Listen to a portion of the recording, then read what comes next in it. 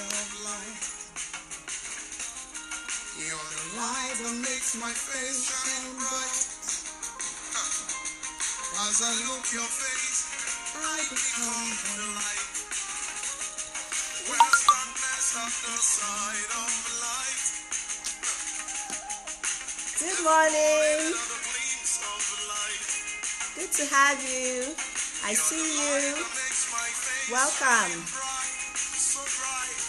So here is our theme song for Tuesday. Imole Day by Dosun Onyeko. Enjoy. Okuku Parada. Imole Day. Okuku Parada. Imole Day. Okuku Parada. Imole Day.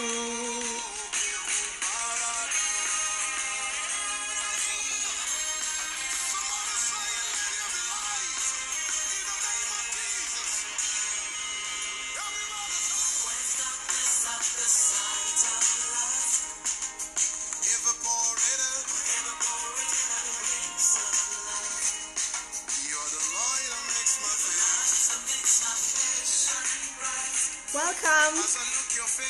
As I look your face, I become the light. Where's darkness at the sight of light?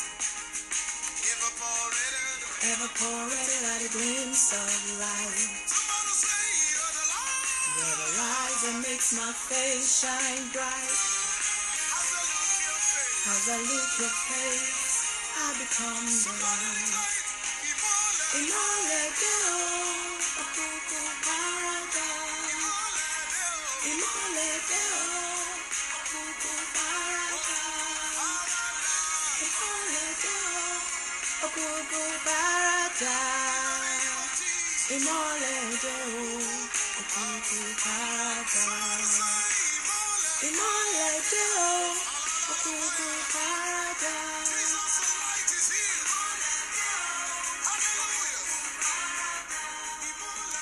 Good morning, everyone. Good morning. Thank you so much for joining again. This is our success book review, our Tuesday success book review. Thank you for joining. And that was our theme song, Imole De by Dosu Onyeko.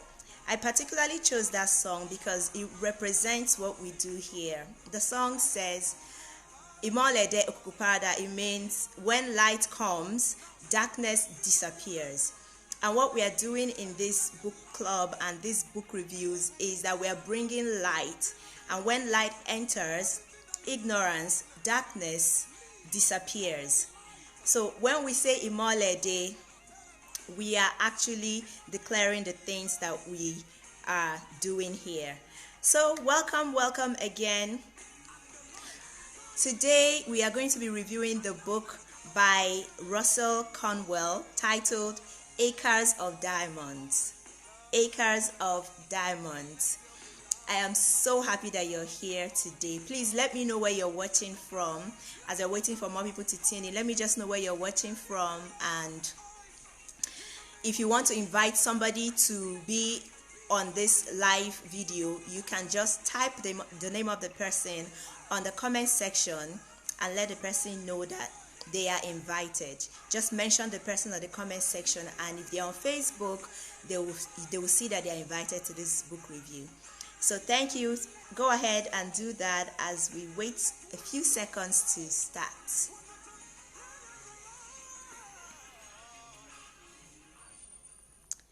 Okay, so this book is a very interesting book. Very amazing book. I don't know if any of us have read the book. It's written by a Baptist minister. His name is Russell Conwell, and it's a story, is a very inspiring story. Hi, welcome, good morning. It's a very inspiring story. The story is so inspiring that the author had to share this story over 6,000 times in different conferences and events across America. Over 6,000 times, one story.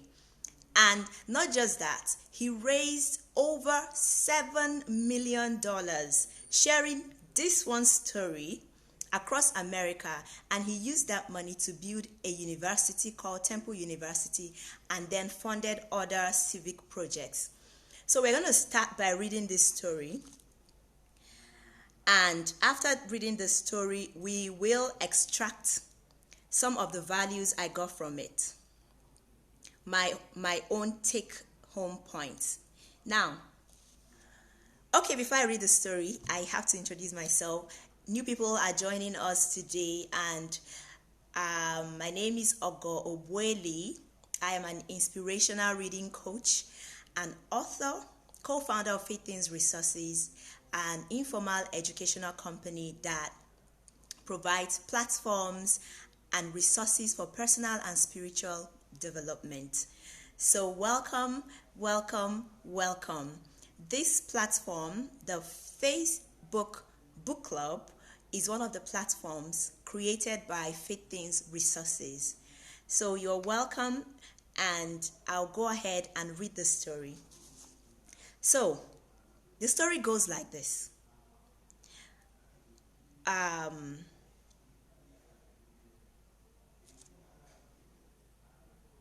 Okay, the story goes like this.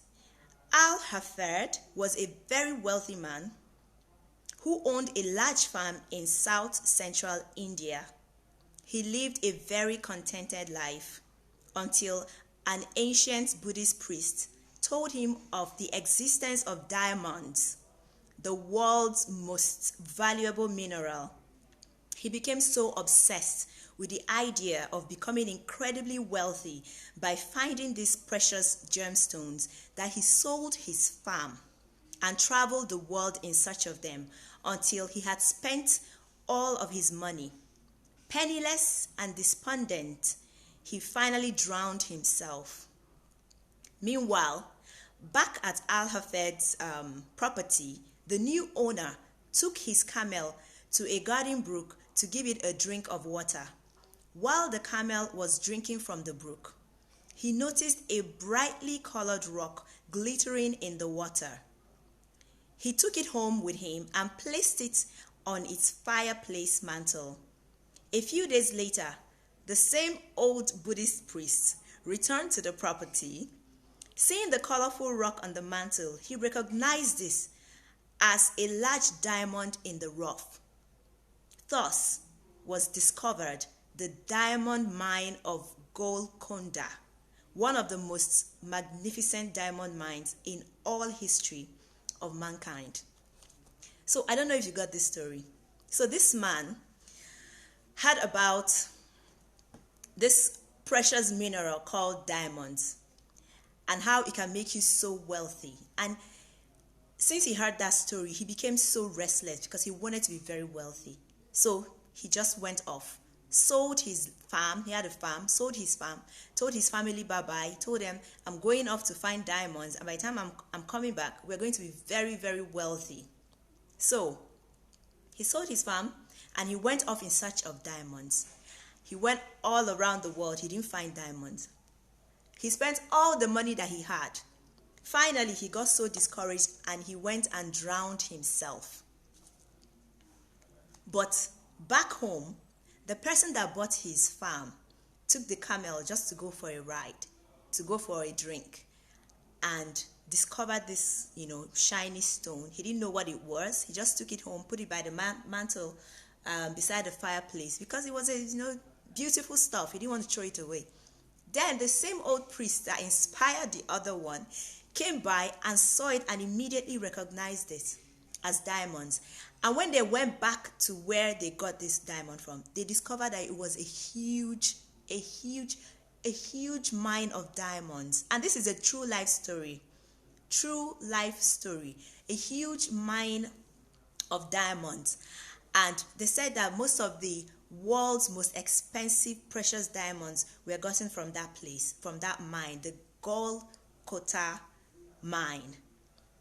I took some time to research that, and I found out that a lot of diamonds came out from that mine. It's somewhere in India then. So What is the moral of this story? Here are some of the things I extracted from this story, some of my takeaway. The first one is, every single person living has an acre of diamond hidden inside them. Everyone has an acre of diamond hidden inside them. But the problem is that most times we look outward looking for the diamonds without looking inward. God made sure that every human being came with something special that you can offer to humanity to make you very successful. Everybody has it. Everybody has it. Even the mad people on the street. God made sure of that.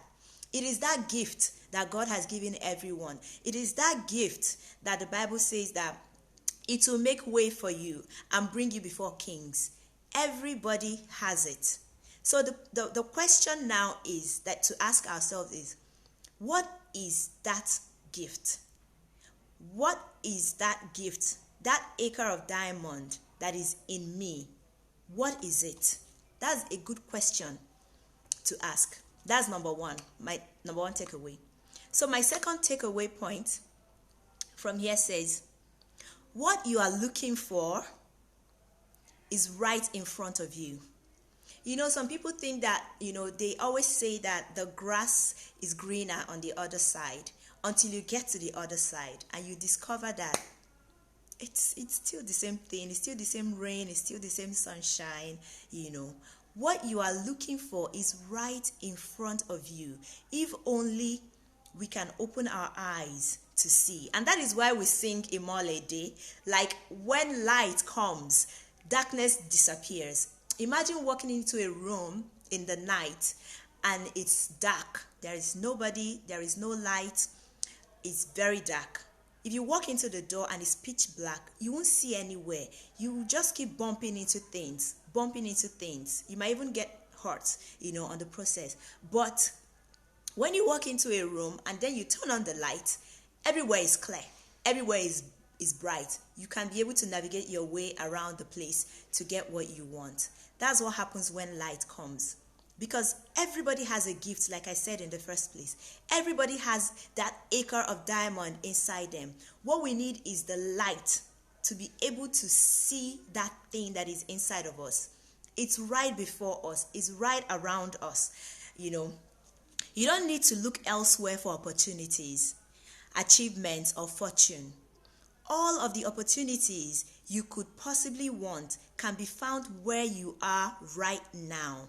I think we should think about this. We should just, take a moment and ponder. All of the opportunities, the fortune, the achievement, the things that I need can be found where I am right here, right now. Just think about it.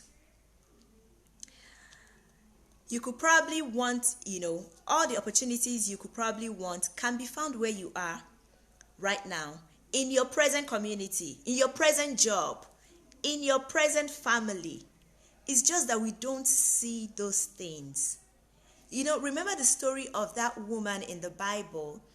The husband died and she went to the prophet because the debtors want to come and take the children.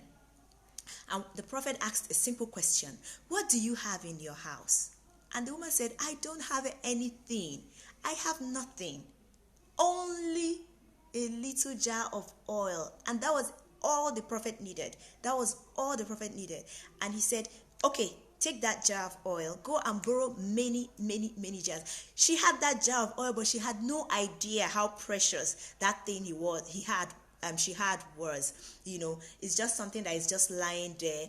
And one thing is that most times this gift that God has given us is so insignificant to us because it comes so natural with us. We are too familiar with it, with that gift, that we don't think that it's of value. So the woman said, I just have this little jar of oil, and that was all that the prophet needed.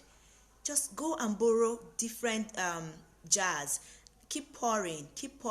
And as she was pouring that tiny oil, it did not finish. It kept multiplying until the jars finished. and then he had to sell it to pay his debt and take care of his family. What is that thing that you have? I remember something that happened in one of my platforms last week, just this last week. A lady shared a post on the group and said that she's really sorry that she's sharing this, but it's like a distress post, that things are really tough. She shared a lot of things, bad things have happened to them, and things are really tough, and she just wanted help. So I called this lady up, and she still shared the same story with me, but I was asking some questions. I was just trying to probe because I know that there is always something somewhere in there that is of value that we don't see. So I was just trying to probe, ask questions to know if I can be able to grab something that she can use for herself. Because it's not enough for me to give you fish to eat. And that's what we're doing here. We're giving you fish to eat. It's left for you to take that little fish, eat it, get your energy, and then head down to the stream and do your own fishing. That's why you have to go and read these books. It's not enough to come and hear my reviews. You have to read these books so you can grow on your own. So it's not enough to give somebody money if the person has problem. But you can give the person money, to solve whatever it's, bothering the person temporarily. Then you can help the person discover one or two things in them that they can actually put into use for their own prolonged, sustainability. So as I was probing this lady, I was asking questions, and boom, I got what I wanted. She told me that she used to be a teacher, but because of her health challenges, she had to quit her work, and she's a stay-home mom right now. She has 4 children, and all the 4 children, she was the one that taught them to read before they were 5 years old. I was like, oh my God, look at what you have. A lot of parents have children that are struggling readers. A lot of parents cannot teach their children how to read. A lot of children, 6 years, 7 years, 8 years, are struggling to read. You have something in your hand. You can teach children to read from the comfort of your home. And all of a sudden, it was like light bulb was going off. She was like, oh my God, oh my God, oh my God, oh my God. I never thought about this. And in less than 24 hours, this woman launched her coaching business. She sent me the flyer. I was so impressed. So the reason I told this story is to let you know that everybody has something of value to offer. And it's that value that you have on the inside that seems so insignificant. That is the same value that will take you places. That is the same value that will put money in your bank account. I think I spent so much time on the second point. Now, the third point is, when you have an idea or someone shares an idea, you should invest time to research and investigate on that idea before you run off. Remember what happened to this man? He just heard about diamonds. He didn't spend any time to find out what diamonds look like in their raw stage. Like if I see a diamond, he has never seen a diamond. The priest that came to tell him about the diamond did not show him any diamond. He just said, okay, you can find it just between 2 mountains and that has a river running through. So he just went off in search of diamonds. He didn't know what the diamond, there was no research. If he found the diamond, he wouldn't be able to identify the diamond. So when you have an idea or someone shares an idea that seems too good to be true, spend some time to research. Spend some time to learn about this thing. So if the man had taken time to study what diamonds are and what they looked like, he would have quickly discovered that he already had lots of them just by his backyard. He would have discovered it, but he didn't spend any time, because I'm sure that all the while he's been living there in that farm, of course he's been seeing those stones. It's so familiar. It's so familiar to him. He feels that these are just normal sand, normal rocks, by the seashore. He had no idea that they were precious. because he was familiar. And that's what I just said. That thing that you have, that gift, that acre of diamond that you have inside you right now is too familiar with you that you don't even know that it's of value. You just need your eyes to be open to it so that you know that what you have in your hand right now, what you have around you right now is of great value. Many people are out there looking for something, but they have no idea what they are looking for because they don't know what it is. They have no idea. Now, this leads me to the next point, which is goal setting. Now, I'm putting this in my own words because in goal setting, you have to identify exactly what you want, exactly what you're looking for. Then the second part, you have to know where to find that thing.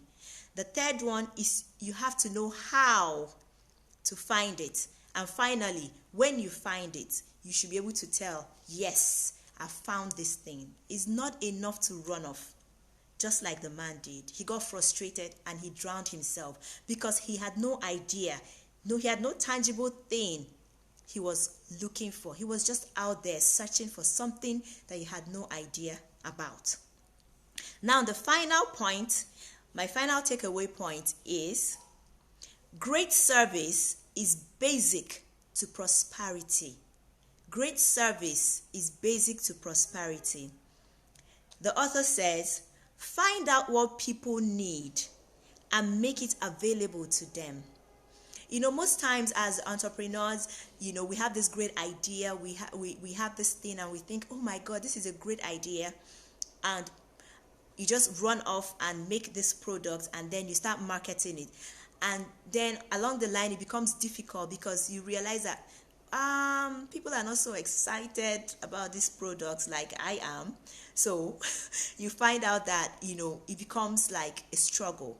But when you go out to find out what people need and then you make that thing and bring it to them, it's easier for them to grab it because that is what people need. You know, when it comes to product, you know, development and sales and, you know, all the stuff, it's always easier to think about the customer first, not about me.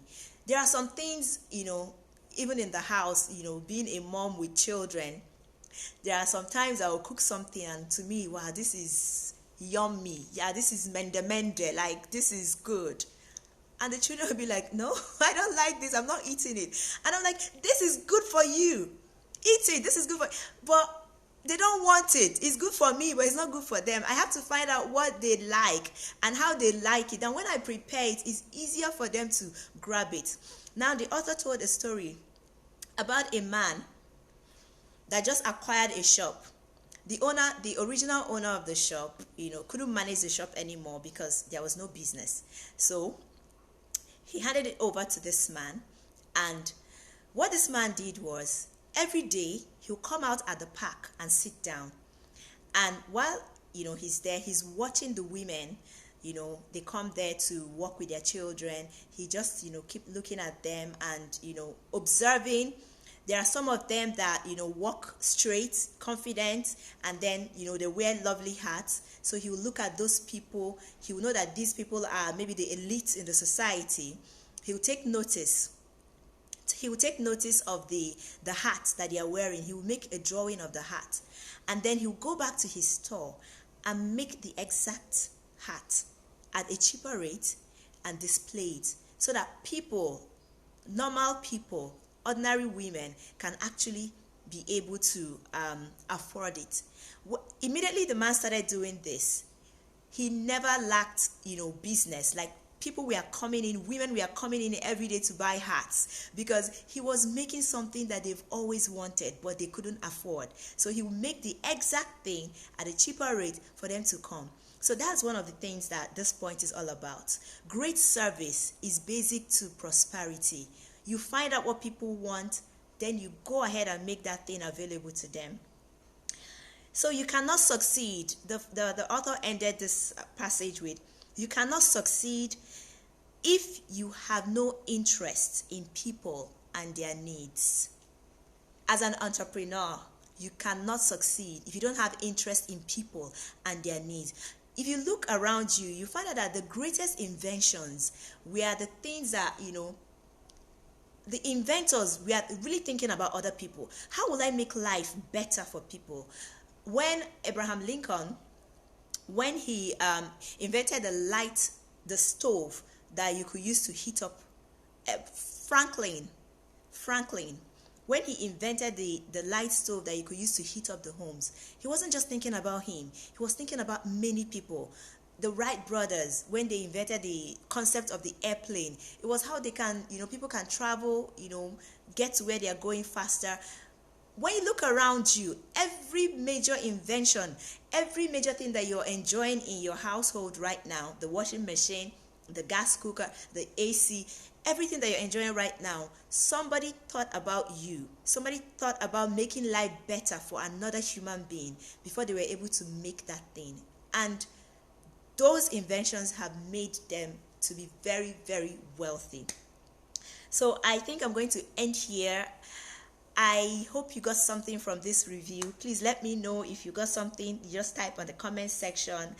And remember, if you want to invite anybody to this book review, the only thing you should do is just type the person's name on the comment section.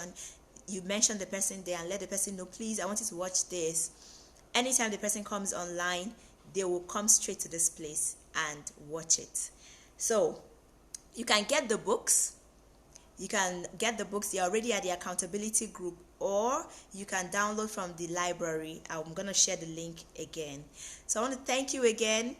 Remember, we're going to be back here on Thursday to review our faith book, and then on Sunday for our Super Kid Academy. I don't know if any of you were here on Sunday for the Super Kid Academy. It was so much fun. So much fun. So I hope to see you again on Thursday and on Sunday. Thank you so much and have a lovely day. Bye.